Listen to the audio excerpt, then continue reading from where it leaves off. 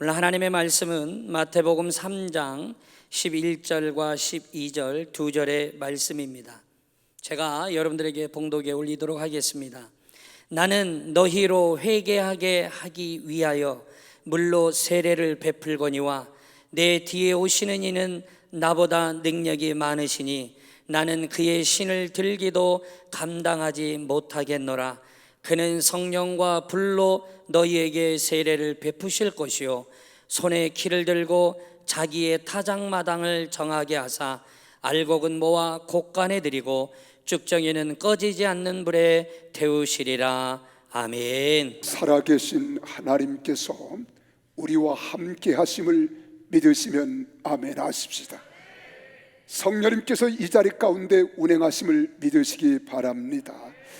우리가 다음 주일은 2022년도 우리 성스러운 침례식을 거행하는 날입니다. 그래서 오늘 저는 여러분과 함께 물과 불과 성령 세례를 받으라, 오늘 본문에 기록된 말씀을 가지고 함께 은혜의 말씀을 나누고 싶은 거예요. 아래가 물 세례면 물 세례지 또 불 세례는 무엇고 성령 세례는 무엇이냐, 이렇게 의문을 제기하는 사람들이 없잖아 있을 것입니다. 오늘 여기 본문의 말씀에 보면은 이 침례 요한, 세례 요한 이렇게 말합니다. 세례라는 말과 침례라는 말은 조금 어미는 달라요. 그래서 침례 교단은 반드시 침례라는 말을 씁니다. 우리 교단도 역시 침례를 행하고 있기 때문에 침례라고 이야기합니다. 근데 워낙 우리 대한민국 문화 자체가 장로교 감리교회가 일찍 들어왔기 때문에 이 세례가 익숙해져 있어서 우리도 세례 하지만은 사실은 침례라고 하는 말이 어헌적으로 맞는다고 하는 말이에요. 우리가 이 침례라는 말은 원래 세례는 뿌린다, 적신다. 그런데 침례는 완전히 담근다 이 말이에요. 완전히 담근다. 내 머리부터 발끝까지 완전히 물에 잠기는 것을 의미합니다. 이 말은 나는 완전히 죽고 나는 새롭게 살았다, 새롭게 거듭났다 할 때 이 말을 쓰는 거예요. 오늘 본문에서 보십시오. 침례 요한은 회개에 합당한 열매를 맺지 않은 바리새인들, 사두개인들이 세례를 받으러 오는 것을 보고 이 침례 요한은 외칩니다. 이 독사의 자식들아, 어느 때까지 하나님의 진노를 너희가 피하겠느냐. 회개하라, 천국이 가까웠다. 그리고 여기 바리새인들, 사두개인들이 침례를 받으려고 이 시간 올 때에 그가 이렇게 말해요. 나는 너희로 회개하게 하기 위하여 물로 세례를 베풀지만 내 뒤에 오시는 이 예수 그리스도는 나보다 능력이 많으시다는 거예요. 나는 그분의 신을 들기도 감당하지 못한다. 그는 성령과 불로 너희에게 세례를 베풀 것이다. 그래서 물 세례, 우리는 이 물 침례, 또 불 세례, 불 침례, 또 불 성령 세례, 성령 침례. 그리고 우리 교단에서는요, 교리와 헌법 이 안에 신조가 있습니다. 이 교리에 보면 성령 침례라고 이렇게 기록되어 있어요. 이 침례는 물에 잠기는 것과 우리 불 속에 완전히 내가 들어가는 것, 불이 나를 사로잡는 것 같은 어원입니다. 그래서 침례 요한은 회개하기 위하여 물로 세례를 베푸는 자 이렇게 말하죠. 예수님이 거기 가서 이 침례를 받으십니다. 예수님은 성령과 불로 세례를 베푸는 자라는 거예요. 자, 그렇다면 우리는 물 침례, 또 불 침례, 성령 침례, 성령 세례, 불 세례, 물 세례 다 받아야 되는 거예요. 다 받아야. 나는 물 세례를 받든 이 약식 세례를 받든 침례를 받든 받았으니 나는 끝났다, 아니에요. 반드시 물 세례를 받은 사람은 우리 주 예수 그리스도의 이름으로 주시는 물과 성령의 세례를 받아야 되는 거예요. 믿으시면 아멘 하십시오. 그래서 요한의 물 세례, 물 침례는 물 속에 완전히 잠기는 것을 의미하고 있습니다. 그런 이 물 세례의 의미는 네 가지를 우리에게 뜻하고 있어요. 그 첫째는 그리스도와 함께 죽고 그리스도와 함께 살았다 하는 말이에요. 그래서 나는 완전히 그리스도를 믿는 믿음으로 물 속에 나의 머리부터 발끝까지 다 잠긴 것 같이 나는 무덤 속에 갇혔던 예수 그리스도가 다시 부활하심과 같이 나의 옛사람은 물 속에 다 장사 지내고 나는 다시 예수 그리스도의 이름으로 살아났다. 그래서 침례예요. 믿으시면 아멘 하십시오. 그래 옛사람이 죽고 새 사람으로 살아났다는 거예요. 두 번째, 이 침례의 의미는 십자가에서 이루신 구속에 근거해서 우리 죄를 다 씻었다는 거예요.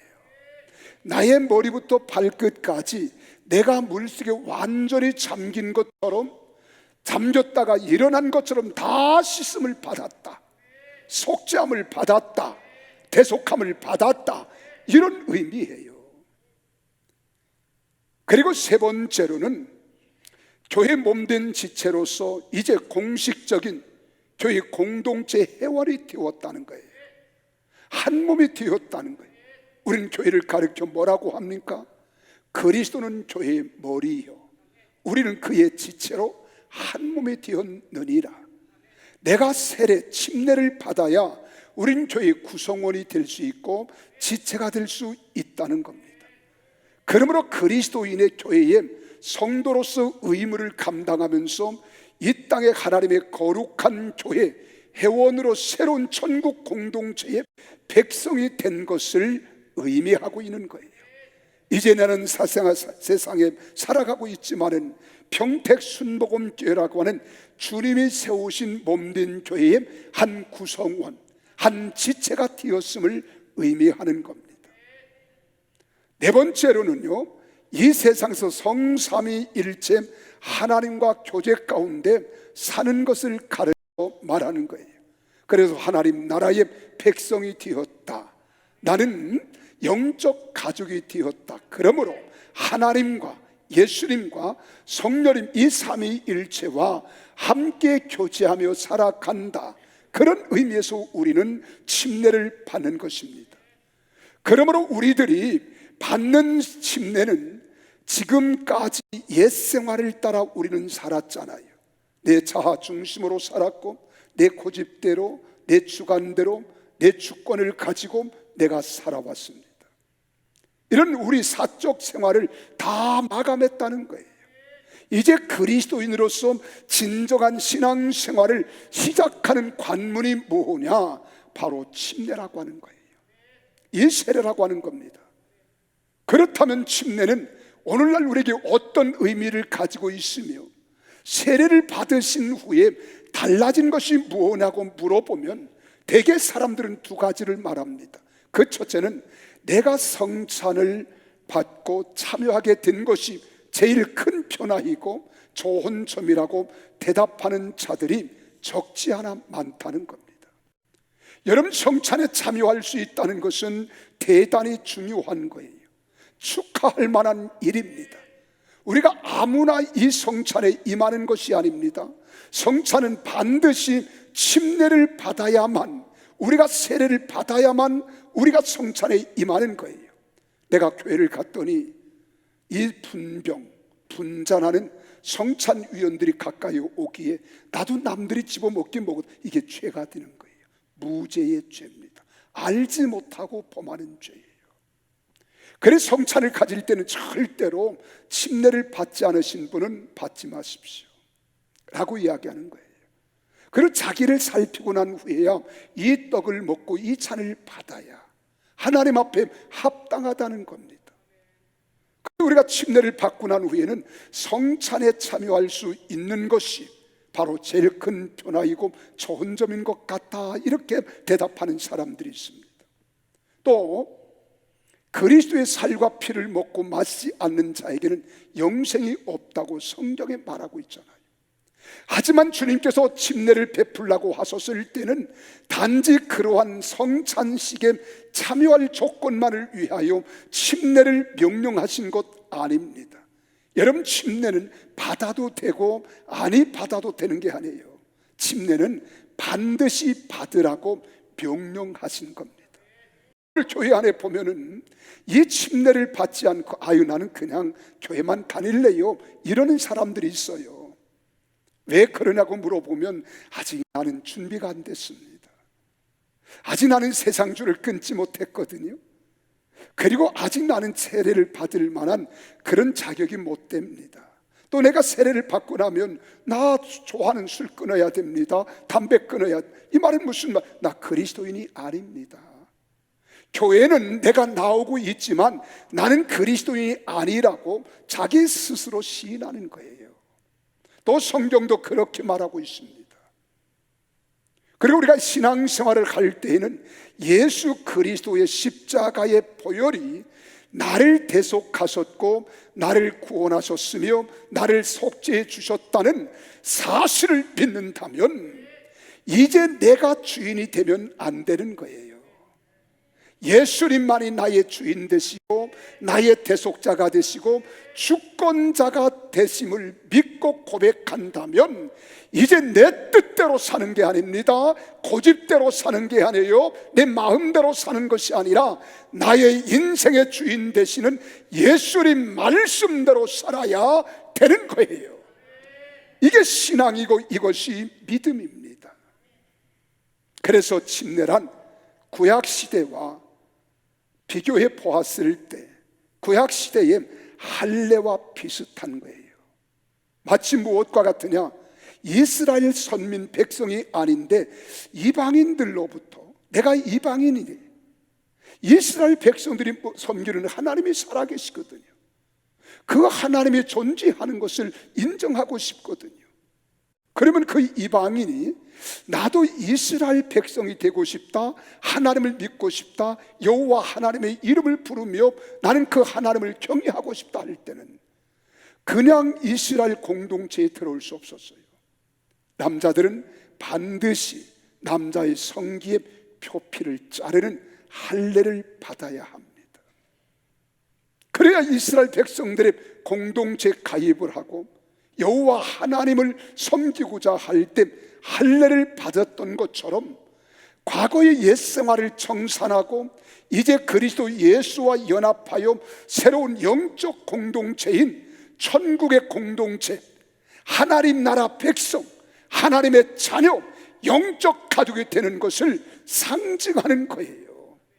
그래 구약에서는 할례를 받아야 이스라엘 백성의 공동체가 될 수 있었던 것처럼 오늘 이 신약에 와서는 내가 침례를 받아야 세상에서 내 멋대로 살던 내가 하나님 나라의 천국 백성인 교회 공동체 안에 한 구성원이 되는 줄 믿으시기를 바랍니다.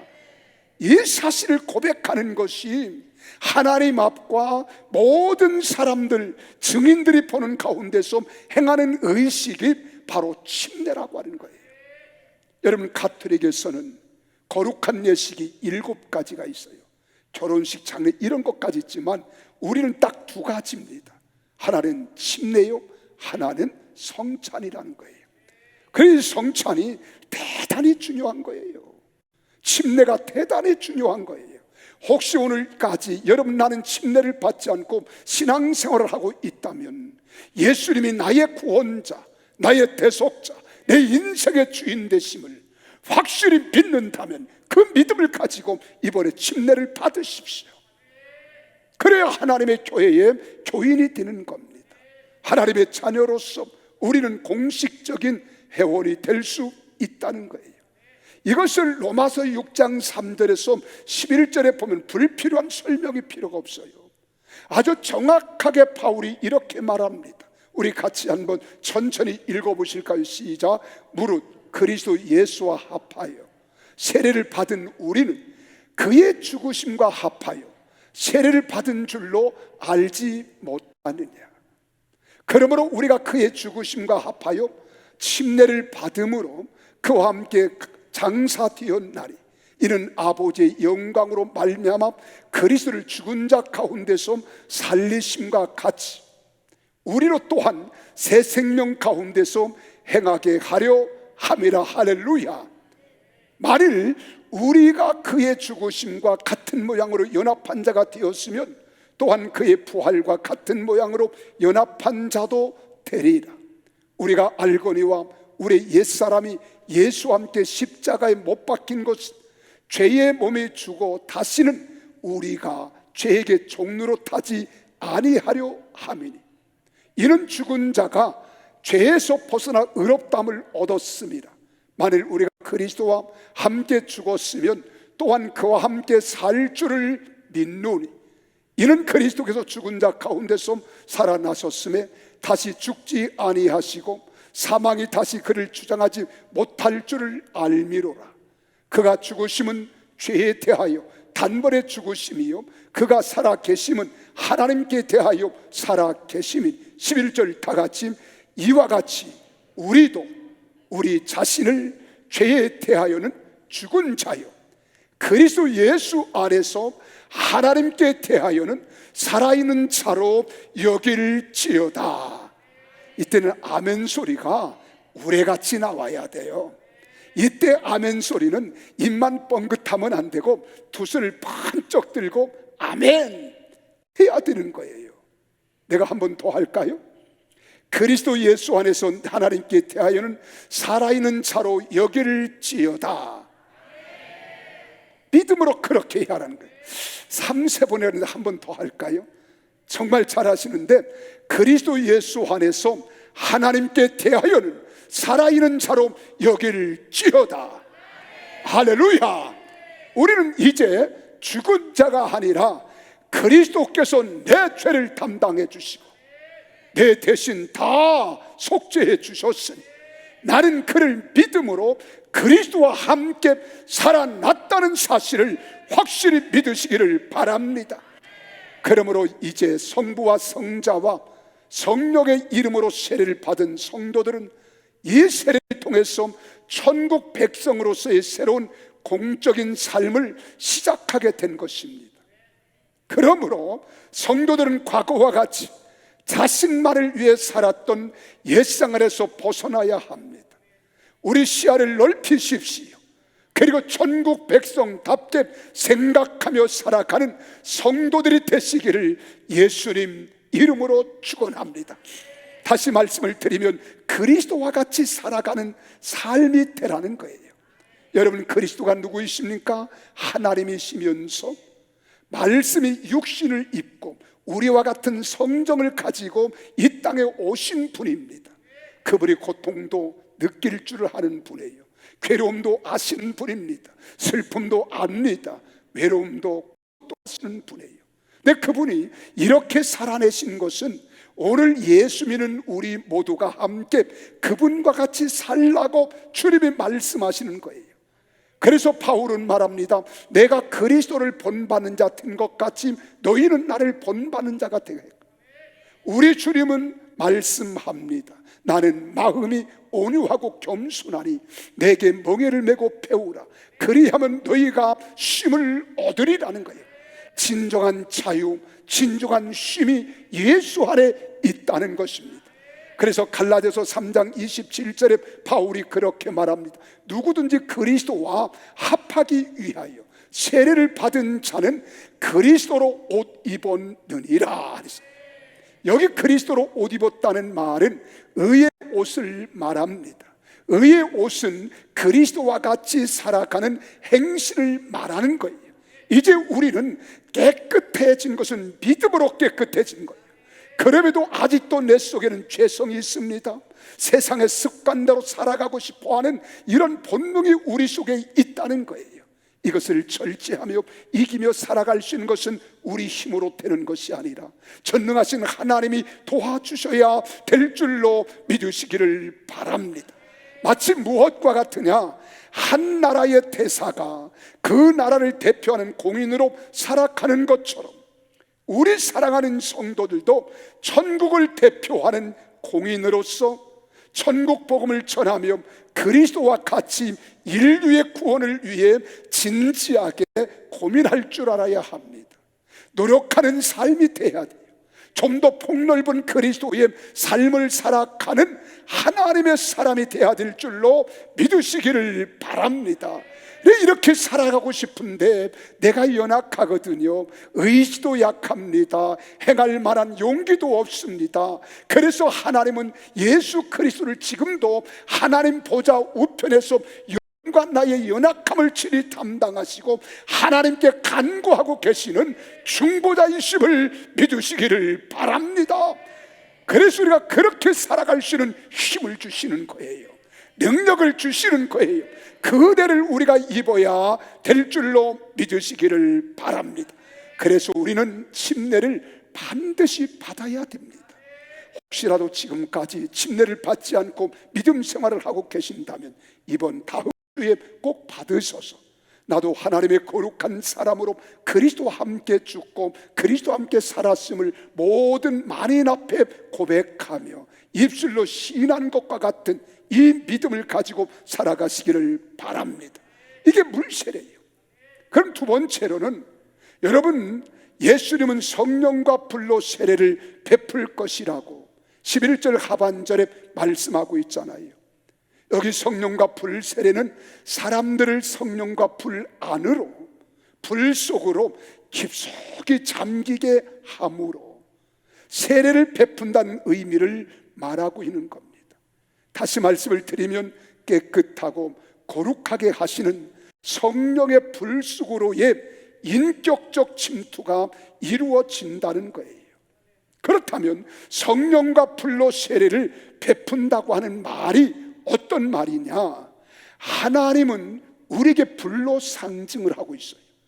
그래서 하나님이 나타날 때 구약에서 보세요. 제사를 드리면 번제를 받으실 때 불로 임하시잖아요. 여러분, 모세가 미디안 광야에서 양떼들을 치고 있을 때에 떨기나무 가운데 임재하신 분이 불로 임하셨습니다. 그런데 그 떨기나무가 타지 않아요. 오늘 우리는 이 불이라고 하는 것은 죄인을 불로 정화시키며 깨끗하게 하신다는 거예요. 그래서 스가랴서 13장 9절에 보면 스가랴 선지자가 그렇게 말합니다. 불 가운데에 던져 은같이 연달하며 불같이 시험할 것이라. 여러분, 불은 얼마나 강렬한지 불순물을 다 태우듯이 우리의 속성인 죄성을 다 태워주시는 역할을 하신 분이 성령님이심을 믿으시기를 바랍니다. 그래서 깨끗게 해주시겠다는 거예요. 뿐만 아닙니다. 말라기 3장 2절에서도 그는 금을 연단하는 자의 불과 표백하는 자의 잿물과 같을 것이라고 말했습니다. 그렇습니다. 불은 죄인을 깨끗해 합니다. 정화시켜 줍니다. 연단시키는 소재가 된다는 거예요. 그래서 성령과 불로, 불과 성령으로 세례를 받아야 된다는 거예요. 두 번째로는 성령과 불 세례는 모든 죄성을 파기합니다. 그리고 악인들을 심판하는 기능을 가지고 있습니다. 성령과 불은 우리의 더러운 죄의 성품을 태워줍니다. 녹여줍니다. 악인들을 심판하는 기능을 가지고 있다는 거예요. 그래서 12절에 보세요. 뭐라고 말씀을 하십니까? 쭉정이는 꺼지지 않은 불에 태우시겠다는 거예요. 여기 쭉정이는 믿지 않는 자들, 불신자들, 죄인들을 가르쳐 말하고 있는 겁니다.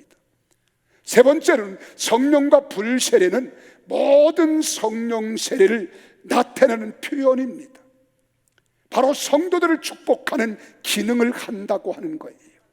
여러분, 하나님의 성령의 불 세례, 우리가 성령 세례를 받으면 우리 그리스도인으로서 최고의 영광된 믿음과 신앙으로 세상을 이겨내고 믿음으로 승리하는 능력자가 되어지는 신앙의 영권을 얻는 줄 믿으시기를 바랍니다. 그래야 진정한 그리스도인다운 삶을 살아가는 거예요. 가끔 사람들이 그렇게 말해요. 목사님, 나는 주님 뜻대로 살고 싶은데 그게 잘 안 돼요. 마음에 굳게 결심도 하고 각오도 하고 다짐도 하지만 그냥 우리는 작심삼일이에요. 뭐 작심삼일만 돼도 3일마다 작심하면 되니까 괜찮겠는데 작심삼분입니다. 돌아서면 또 늘상 같습니다. 우리 그리스도인들은요, 우리 힘으로 의지로 예수 믿는 것 아닙니다. 이제 여러분 예수를 믿는 것도 성령님께서 마음의 감동과 감화를 주셔서 하나님이 나의 아버지 믿습니까? 예수님이 나의 구세주 믿습니까? 성령님이 나의 보혜사로 함께 하심을 믿습니까? 이건 세상 사람들이 믿지 못해요. 근데 우리는 믿어요. 이건 성령님의 감화 감동으로 고백하는 거예요. 하나님의 은혜요. 그러나 세상을 이길 수 있는 능력은 성령과 불로 세례를 받아야 되는 거예요. 그래서 나는 우리 사랑하는 성도들이 이 성령 세례를 받기를 주의 이름으로 축원합니다. 그래서 우리가 사도행전 6장에 보면 7집사를 택할 때에도 첫 번째 조건이 뭐냐? 성령으로 충만한 자야. 자, 그러면 사도행전 2장 1절에서 4절을 같이 한번 읽어보실까요? 시작. 오순절 날이 이미 이르매 그들이 다 같이 한 곳에 모였더니 호련히 하늘로부터 급하고 강한 바람 같은 소리가 있어. 여기 주목하십시오. 강한 소리가 있었다는 거예요. 바람 소리가 아닙니다. 성령의 소리예요. 그들이 많은 온 집에 앉은 온 집에 가득하며 마치 불의 혀처럼 갈라지는 것들이 그들에게 보였다. 여기서 주목하세요. 그들에게 보였다. 영은 보이지 않아요. 그런데 그들에게 보였다는 거예요. 나도 여러분들이 영적 세계를 볼 수 있는 성도들이 다 되시기를 예수의 이름으로 축원합니다. 그래서 그 다음 각 사람 위에 하나씩 임하여 있더니 다 같이요, 그들이 다 성령의 충만함을 받고 성령님이 말하게 하심을 따라 다른 언어들로 말하기를 시작하리라. 할렐루야. 이 말이 무슨 말입니까? 오순절 성령 강림절인 오순절 날에 마가 다락방에 성령을 사모하는 자들에게 성령의 세례인 영적 축복을 그들이 받았다는 거예요. 다시 말씀을 드리면 불과 성령 세례가 임했다는 거예요. 불이 임한 사람들에게 영적 축복을 가져다 주었어요. 그 첫 번째가 뭐냐? 성령의 소리, 영의 소리를 들을 수 있었다는 거예요. 오늘 우리 사랑하는 여러분, 내가 육의 청각이 살아있어 육의 소리, 자연의 소리는 들을 수 있어도 영의 소리를 듣지 못하면 영적 귀구머거리와 다를 바가 없다는 거예요. 오늘 이 말씀을 말합니다. 그래서 2절에 말씀하시는 거예요. 급하고 강한 바람 같은 소리가 있었다. 이 소리를 들었다는 거예요. 영적으로 복 있는 사람은 성령이 하시는 말씀을 들어야 합니다. 성도들이 다 들어야 합니다. 교회가 다 들어야 합니다. 그래서 이 세상의 교회는 수없이 많이 있지만은 그 교회를 대표하는 시대적으로, 연대적으로, 우리가 세계적으로 이 교회를 대표하는 교회를 7교회를 이야기하고 있는 거예요. 이것이 요한계시록 2장과 3장에 기록되어 있습니다.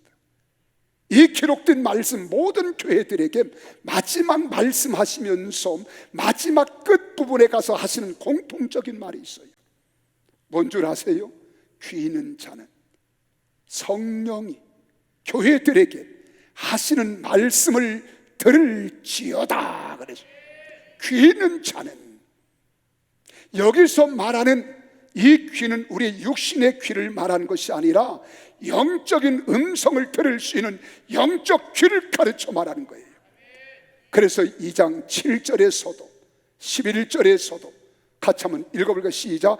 귀 있는 자는 성령이 교회들에게 하시는 말씀을 들을지어다. 아멘이십니까? 그때에 이 소리를 듣고 이기는 자가 하나님 낙원에 있는 생명나무의 열매를 주워 먹게 하겠다는 거예요. 또 11절을 보세요. 11절에도 또 그렇게 말합니다. 귀 있는 자는 성령의 교회들에게 하시는 말씀을 들을지어다. 11절. 그리고 17절에도 또 같이 시작. 귀 있는 자는 성령의 교회들에게 하시는 말씀을 들을지어다. 이 소리를 들을 줄 아는 자가 이기는 자가 되는데, 그에게 감추었던 만나를 주고 흰돌을 주고 그 돌 위에 새 이름을 기록한 것이 있는데 받는 자밖에는 그 이름을 알 자가 없다. 영적인 비밀을 깨닫게 해주신다는 거예요. 또 뿐만 아닙니다. 29절에 가서도 똑같이 말하고 있어요. 귀 있는 자는 성령이 교회들에게 하시는 말씀을 들을지어다. 3장 6절에 가서도 마찬가지입니다. 귀 있는 자는 성령이 교회들에게 하시는 말씀을 들을지어다. 그리고 3장 13절에서도 귀 있는 자는 성령이 교회들에게 하신 말씀을 들으라는 거예요. 22절 마지막 교회에서도 역시 마찬가지입니다. 오늘 교회는 하나님이 들려주시는 소리를 들을 줄 알아야 돼요. 우리가 하나님의 사람, 구원받은 영적 사람이라면 귀가 열려지는 역사가 있기를 주 이름으로 축원합니다. 그래서 하나님의 음성을 들을 수 있는 영적인 사람이 되어야 돼요. 우리가 이 음성을 듣지 못하면 영적 귀머거리가 되는 것입니다. 두 번째로 우리가 성령 세례, 불세례를 받으면 여러분 영적 세계를 보는 눈이 열리는 체험을 합니다. 오늘 여기 본문 말씀 보세요. 3절에 그렇게 말하잖아요. 그들에게 보였다. 마치 불의 켜처럼 갈라지는 것들이, 각 사람의 임하는 것들이 그들에게 보였다는 거예요. 이게 육의 눈으로 보는 것이 아니라 이것은 영의 눈으로 보는 것을 말하는 거예요. 그래서 예수님은 영적인 분이기 때문에 시공간을 초월하시잖아요. 요한복음 1장 45절에서 51절에 보세요. 예수님과 나다니엘이 대화하는 장면이 나옵니다. 그때 이 예수님께서 나다니엘에게 이렇게 말합니다. 네가 무화과나무 아래에 있을 때 내가 보았다. 아니 거기는 나밖에 없었는데 어떻게 주님이 보셨? 영적으로 보았다는 거예요. 그러면서 말합니다. 50절에 이보다 더 큰 일도 보리라는 거예요. 내가 너를 보았다 하므로 네가 믿느냐? 이보다 더 큰 일을 보리라. 그러면서 51절에 주님이 약속합니다. 내가 진실로 너에게 이루노니 하늘이 열리고 하나님의 사자들이 인자 위에 오르락 내리락 하는 것을 보리라 하시니라. 믿으시면 아멘. 천사가 눈에 보이지 않잖아요. 근데 하나님께서는 보게 해주시겠다는 거예요. 여러분뿐만 아닙니다. 열왕기하 6장 14절에서 23절에 보면 엘리야라고 하는 하나님의 선지자와 그의 게하시가 도단성에 있을 때 아침에 일어나 보니 이 게하시가 밖을 보았더니 아람 왕과 아람 군대와 군사와 말과 병거가 완전 여기 엘리야를 에워싸고 있었습니다. 도단성을 에워싸고 있었어요. 그러니까 얼마나 불안했겠어요. 게하시가 엘리야 선생에게 뛰어 들어오면서 말합니다. 선생님 우리가 어찌하면 좋겠습니까? 지금 아람 군대가 우리를 완전 싸고 있습니다. 근데 엘리야는 영적인 세계를 보는 거예요. 두려워하지 말라. 우리와 함께한 자가 그들과 함께한 자보다 많으니라. 할렐루야. 근데 여기에 게하시는 보지 못하는 거예요. 그때 16절 17절에 보면 엘리야가 그렇게 기도합니다. 여호와여 원컨대 기도하여 가로되 그러잖아요. 기도하여 이르되 게하시의 눈을 열어보게 하옵소서 하니 여호와께서 그 게하시 청년의 눈을 여심해 그가 보니 불말과 불병거가 산에 가득하여 엘리사를 둘렀더라. 믿으시면 아멘. 믿습니까? 엘리사를 둘렀더라. 여러분, 이 영적 세계를 우리가 볼 수 있어야 돼요. 그런데 18절에 또 그런 기도가 나옵니다. 아람 사람이 엘리사에게 내려오매 엘리사가 여호와께 기도하여 이르되 원컨대 저 무리의 눈을 어둡게 하옵소서 하매 엘리사의 말대로 그들의 눈을 어둡게 하신지라. 그래 그들이 오합지졸이 되는 거예요. 방황자가 되는 겁니다. 오늘 사랑하는 여러분, 사도행전 7장 55절 56절에서도 스데반 집사님을 통하여 그가 성령 충만할 때 하신 말씀을 들어보세요. 하늘을 우러러 주목하여 하나님의 영광과 및 예수님께서 하나님 우편에 서신 것을 보고 말하되 보라, 하늘이 열리고 인자가 하나님 우편에 서신 것을 보노라 한데, 지금 돌무덤 속에서 순교를 당하는 여기 스데반 집사님의 눈을 열어 보게 해주셨다는 거예요. 오늘 사랑하는 성도 여러분, 우리가 영적으로 성령 세례, 불 세례를 받으면 영적인 눈을 열어 보게 하실 때 보는 역사가 있기를 주님의 이름으로 축원합니다. 우리가 영적인 눈을 열고 닫는 이가 하나님이십니다. 성령님이십니다. 예수님이십니다. 그래서 우리 사랑하는 성도들은 불과 성령의 세례를 반드시 받아야 합니다. 그래야 영적인 삶을 우리가 살아갈 수 있는 겁니다. 마지막으로는 영의 입술이 열려야 합니다. 우리 입술이 열려야 돼요. 4절 말씀을 같이 보실까요? 사도행전 2장 4절 시작. 그들이 다 성령의 충만함을 받고 성령이 말하게 하심을 따라 다른 언어들로 말하기를 시작하니라. 할렐루야. 방언입니다. 영의 입술이 열려야 진정한 찬양도 됩니다. 진정한 기도도 됩니다. 진정으로 담대하게 복음도 전할 수 있습니다. 나는 여러분들이 교회만 왔다 갔다 하는 이런 성도가 아니라 성령과 불로 세례를 받아 영적인 사람 되기를 예수 이름으로 축원합니다. 그래서 기도를 드려도 똑같은 기도일지라도 영으로 기도하는 기도는 여러분 3시간, 4시간, 10시간을 드려도 지칠 줄 몰라요. 그러나 우리 의지를 통해서 하는 기도는 3분도 넘기기 어렵습니다. 기도할 내용이 없습니다. 고린도전서 14장 14절을 보세요. 뭐라고 했습니까? 내가 말을 방언으로 기도하면 나의 영이 기도하거니와. 나의 영이 기도한다는 거예요. 나의 영은 누구의 영이에요? 우리 주님과 나의 영이 교통하는 거예요. 영으로 기도하는 거예요. 그래서 고린도전서 14장 15절에 말합니다. 내가 영으로 기도하고 어떻게 할까 그랬더니 내가 영으로 기도하고 마음으로 기도하는 영의 기도가 있고 마음의 기도가 있다. 내가 영으로 찬송하고 또 마음으로 찬송하리로다. 기도도 영의 기도, 마음의 기도, 찬양도 영의 찬양, 마음의 찬양이 있습니다. 나는 마음의 찬양을 넘어 영의 찬양, 영의 기도가 있기를 주 이름으로 축원합니다. 영의 입술이 열려야 담대히 복음도 증거할 수 있는 거예요. 내 힘을 따라 사는 게 아닙니다. 베드로가 그러했습니다. 필립이 그러했고 스데반 집사님이 그러했으며 바울이 다 모두가 다 그러했습니다. 사랑하는 성도 여러분, 하나님을 믿는 하나님의 자녀라면 반드시 물로 세례를 받는 것은 물론 불과 성령으로 세례를 받아야 될 줄 믿으시기를 바랍니다. 우리가 물 세례, 침례를 받는 것은 내가 온전해서 받는 것 아닙니다. 내가 그리스도인답게 살고 있는 사람이기 때문에 받는 것도 아닙니다. 베드로전서 3장 21절에 기록된 말씀을 함께 보실까요? 물은 예수 그리스도께서 부활하심으로 말미암아 이제 너희를 구원하는 편이 곧 세례라. 이런 육체에 더러운 것을 제하여 버림이 아니요 하나님을 향한 선한 양심의 간구이라.